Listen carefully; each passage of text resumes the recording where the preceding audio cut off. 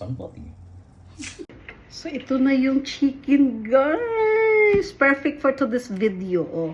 Pangalawang luto namin ni Kitty Pie sa aming oven. Oven, right?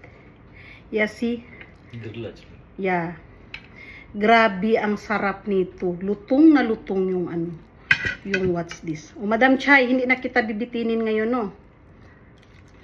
Ba? Narinig nyo ang crunchy? Hindi siya lasang manok.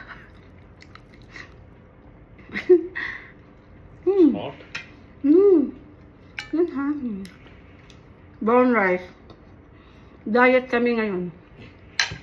Right, Kitty Pie? Kitty Pie only finish this all.